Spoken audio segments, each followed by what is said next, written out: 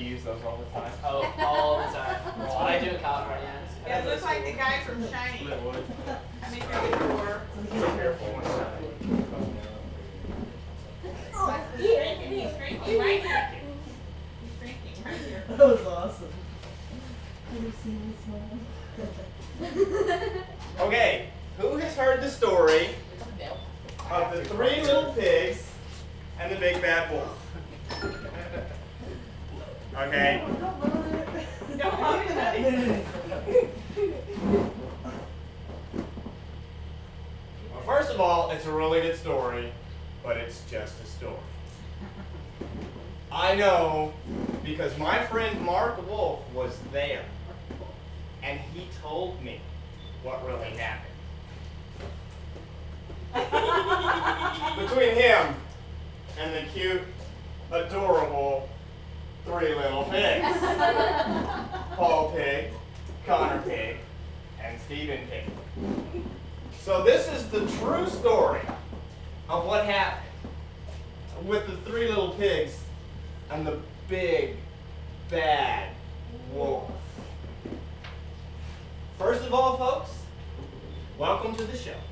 I'm going to tell you a story that you think you already know.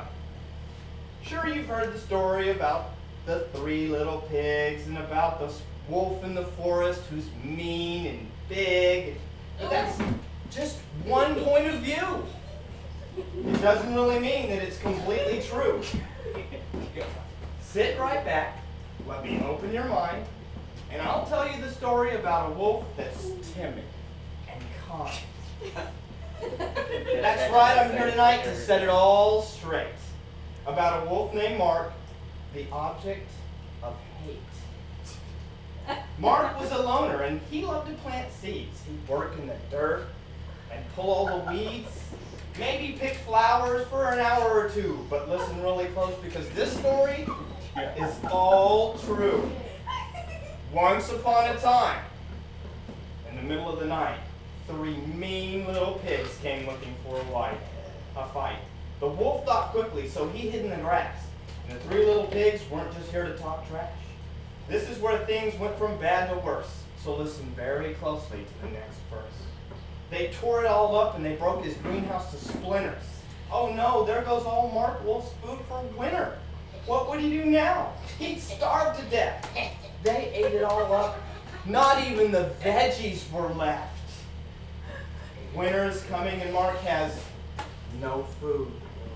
All because 3 little pigs were too rude. So Mark searched the forest for grubs and for roots, and he trudged through the snow looking for new shoots. Weak and dying, couldn't believe what he saw. A clearing ahead and a cottage, all of straw. He stumbled forward and knocked lightly on the door, and Paul Pig was home and hates wolves to the core. A fight ensued as Mark struggled for his life. He thought, what did I do to bring all of this strife? The 2 rolled around and back through the door, and they bumped in a table and knocked a candle to the floor. The house caught fire and straw burst into flames, and Mark knew, because of these pigs, he'd be the one to be blamed. Mark was hungry and hurt and now had to run, but Paul Pig pursued him with a big shotgun. Through the forest he ran, dodging buckshot. A stump beside him exploded, smelling of rot, and Mark's getting tired and running out of time. He's like Richard Kimball, guilty of no crime. Through the forest and thorns his way he picks, and up ahead he sees a cottage made all of sticks. The door to this cottage, it stands open wide. So with Paul in pursuit, the wolf runs straight inside. Down the pantry steps he hides in the root cellar. And in the dark, he hides behind a support pillar. A noise. Mark ducks just in time in the dark. Connor's axe destroys the pillar into dust and sparks. Mark ducks to his left behind a new pillar. But Paul destroyed that one with a pull of the trigger. The house shutters bad and leans to the left. The gun blast was so close that Mark's partially deaf. An axe swings in the dark. A cold yell of scorn, but Mark gets away like Jason Bourne. Up the stairs he ran, and jumped out a window. Did the pigs get away before it caved in, though? No time to wonder, only time to run. And it was answered anyway from a blast of Paul's gun. 2 houses destroyed. Mark was sad, and as far as days go, this was pretty bad.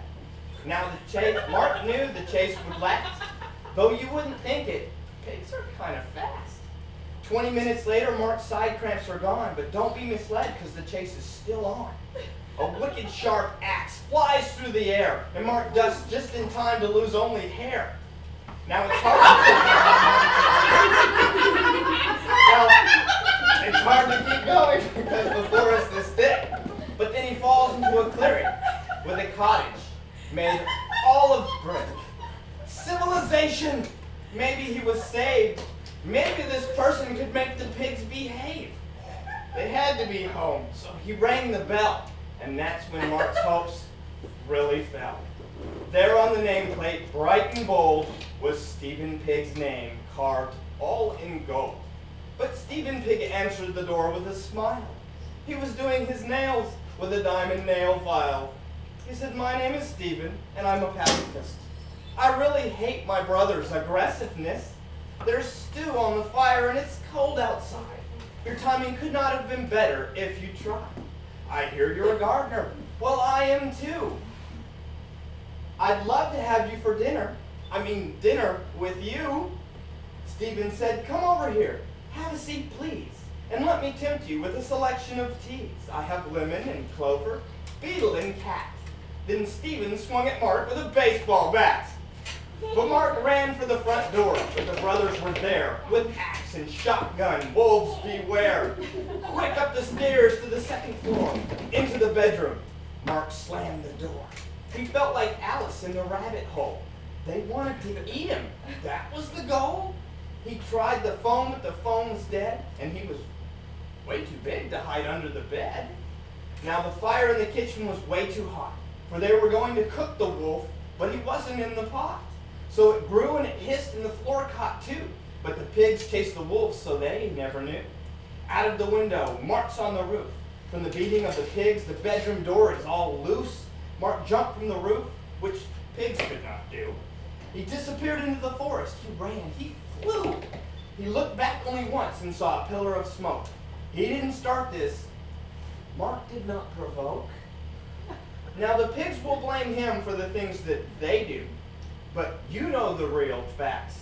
You know what's true. You see, 3 pigs we have here, and they sit by the wolf with no fear. The wolf has been wronged by the pig and his kin. History has it wrong again and again.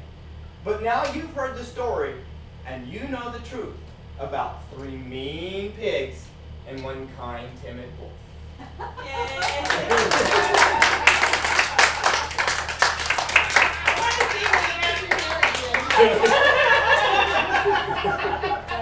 Thank you guys for participating. Yeah.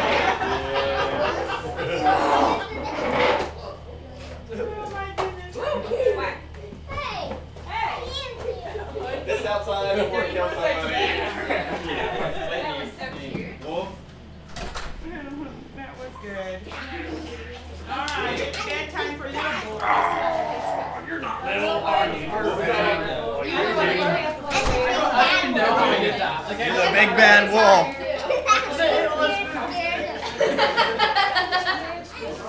Did you like that? Oh, okay. Hey, calm down. Wow, that's amazing.